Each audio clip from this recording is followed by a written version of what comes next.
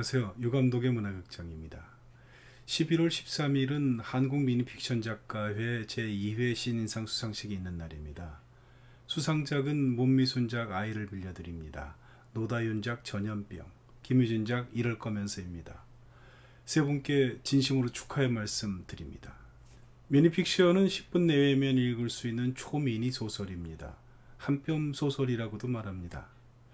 스마트 시대에 아주 걸맞는 소설이라고 생각하는데 아직 대중들에게 많이 알려지지 않아 아쉬움이 많습니다.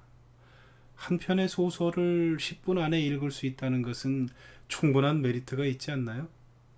그러므로 유감독의 문화극장에서는 미니픽션이 대중과 만나 폭발적 인기를 얻어낼 때까지 입체 낭독을 통해 최선을 다할 예정입니다. 오늘은 3명의 수상작품 중 문미순작 아이를 빌려드립니다를 낭독하겠습니다. 아이를 빌려드립니다. 아침에 눈을 떴을 때 진진과 시우는 오늘이 조이를 돌려주기로 한 날이라는 걸 알았다. 오전 10시까지 도착해야 했기에 진진은 평소보다 조금 일찍 일어났다. 유아 안드로이드 대여점은 위약금이 많기로 유명했다. 시우는 조이에게 옷을 입히고 가방에 조이가 가지고 놀던 물건들을 담고 있었다. 그런 것들은 왜 집어넣어? 돌아가면 다 소용없을 텐데. 그래도 다른 사람이 데려가기 전까진 갖고 놀 수 있잖아. 시우는 못내 아쉬운 모양이었다. 진지는 시우가 조이를 좋아하는 것 같아 대여 기간을 연장해 볼까 하여 어제 전화를 걸어보았지만 이미 예약이 되어 있었다. 시우는 유방 재건 수술 후 우울증이 심해져 한동안 상담 클리닉을 다녔다. 의사의 권유로 3개월 동안 유아 안드로이드를 대여해 키웠는데 의외로 효과가 있었다. 조이가 온 후로부터 시우는 얼굴빛이 밝아지고 말도 많아졌다. 시우는 조이를 입히고 놀아주고 가르치느라 좋아하는 VR 게임도 하지 않았을 정도였다. 인간이 아이를 낳아 기르던 시대에 하던 구시대적 육아행위가 우울증 치료에 효과가 있다니 진지는 그저 의아할 따름이었다.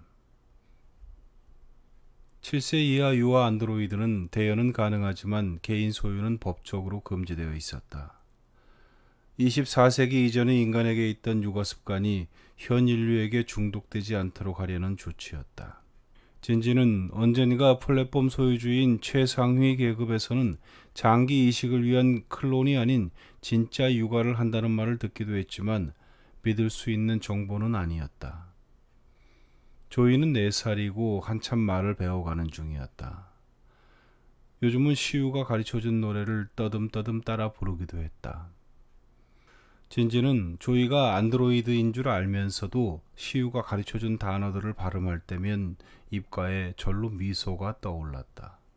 오늘 이후로는 아빠 하며 달려오는 모습을 볼 수 없다고 생각하니 섭섭했다.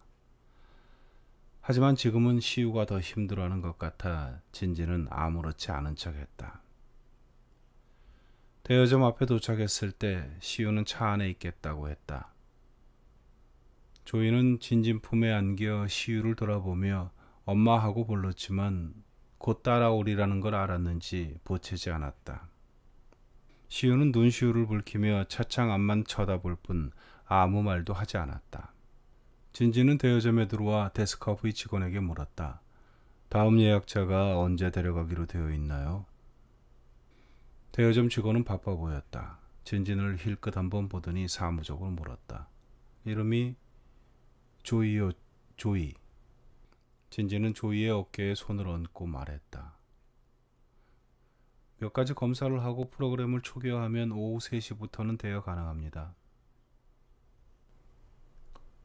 그럼 조이가 그 시간까지만이라도 이것들을 갖고 놀게 해도 될까요? 진지는 조이가 메고 있는 가방을 가리켰다. 직원은 한쪽 입꼬리를 비틀며 그러라고 성의 없이 대답했다.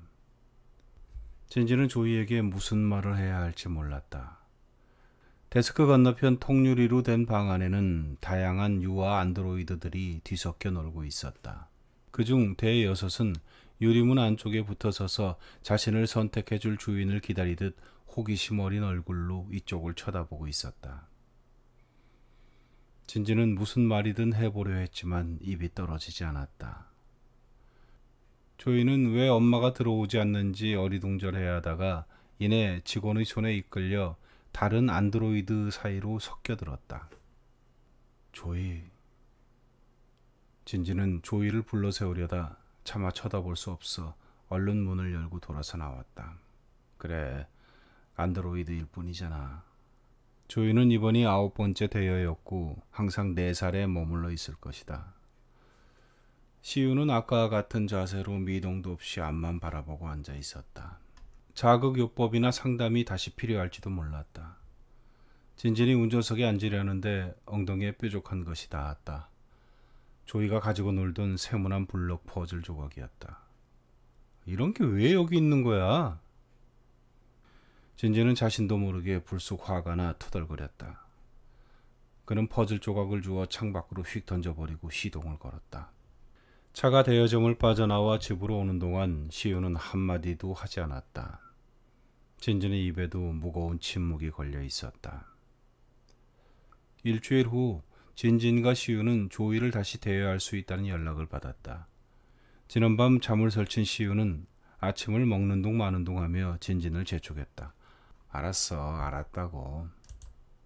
시우는 특별히 신경을 쓰고 조이와 나들이 할 때 즐겨 입던 파란색 풀오버를 꺼내 입었다.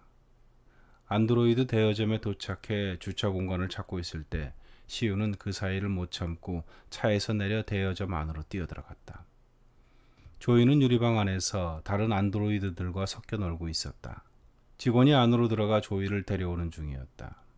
진진이 주차를 하고 들어가자 시우는 울듯한 얼굴로 서 있었다. 무슨 일 있어?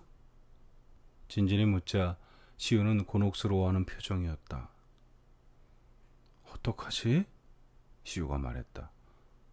왜? 저의 눈동자 좀 봐.